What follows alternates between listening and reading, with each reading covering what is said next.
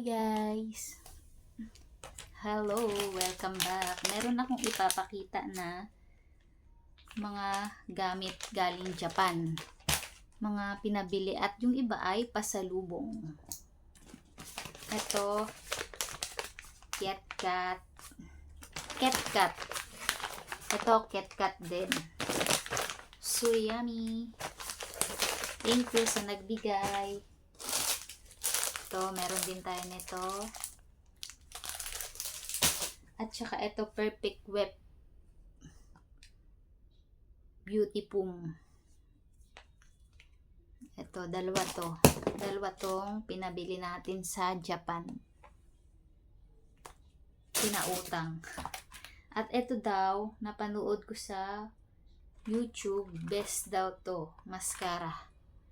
Mascara Advance. Ito. Hindi ko pa natatry. Hinalungkat ko pa lang ngayon. And then, meron din ditong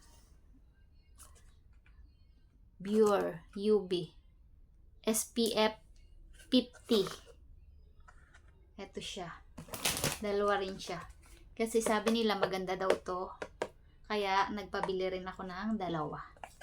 Try natin kung maganda talaga siya. And then, ito sabi nila best din to. Kaya kung mapupunta kayo ng Japan, try nyo na rin to. Cheese, baked cheese. Hindi ko pa rin natatry. At saka, ito rin. Sabi nila masarap daw. Para sa akin, sakto lang. Tsaka, medyo mura lang siya. At ito yung pinakang nagustuhan ko talaga. Ito siya, masarap siya. Ito talaga yung best recommended ko para sa inyo. Masarap siya para sa akin. Sa bagay, iba-iba naman tayo ng taste. Pero masarap talaga siya para sa akin. Saka dun sa ibang mga nakatikim. Dalawang color yung nasa loob niya. Ito, tapos, ito, ganitong color. Ito para sa akin, mas masarap siya. Malinamnam na, creamy siya na malinamnam. Ito siya. Dalawa yung yan, ito yung ano niya. Ilan ba ang laman nito? 6. Parang 10 peraso. Tapos, ito sabi nila, best din to. Roihi Chuboko. If I'm not wrong. Pang ano siya, parang salumpas. Parang salumpas siya. Maganda. At ito, best buy din daw to para sa buhok. Try din natin. Hindi ko pa natatry kasi kararating lang nung in-unbox natin siya. Fino hair mask. At ito, isa pa to na sinasabi nila na maganda. Kiana Rice Mask. Best din daw to. At nagpabirin ako ng vitamin C. Dalawang pack na vitamin C. At saka ito para sa sakit ng ulo. 60 tablets ang laman. Parang nasa mga ano lang to.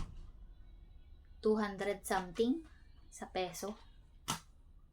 At ito, hindi ko rin alam kung para saan, isi-search ko pa siya. Ayan. Hatuh Mugi Skin Conditioner. Para saan ba to? Isi-search na lang natin. Hindi natin alam kung para saan yan. At saka ito, Kojun Premium. Ito maganda rin daw to sa mukha. At saka ito. Dalawa siya eh. Hindi ko pa rin alam kung para saan. Pero alam ko parang face serum siya. At saka may sinasabi sila na maganda rin na shampoo. Honey Pixie. Maganda siya sa buhok. Ay, ito pa yung isang klase. Ibang kulay. Nakikita niyo ba? Wala po. Tsaka ito. Tsaka, eto, binilhan nila ako ng blouse na uso daw to sa Japan. May tali dito. Thank you po sa nagbigay. Papaka-blessing naman natin. At saka, eto, cutie na sling bag. Ano siya? 3.5 yen. Kung sa peso, nasa 800 plus to. 800 plus. Tapos, eto naman damit ay parang nasa 1.3. 1.3 something sa peso. Cute siya. Yung uso daw to sa Japan. Yan. Yan siya, meron siyang adjacent dito sa baba. Tsaka meron siyang ano. And then, ang isa pang the best ay nagpabili tayo ng sapatos. Mura lang to. Naka-sale siya. Sa peso ay parang nagkakahalaga lang siya ng 1.5. 1.5 pesos. 1.5 sa peso. Pero kung hindi siya naka-sale sa Japan, parang nagkakahalaga siya ng 5.2. 5.2 sa pera natin. Ito siya. Cutie. First time kong magkaroon ng Adidas na sapatos from Japan. At yun na nga guys. Yun lang. Try natin to. Thank you for watching. Bye-bye.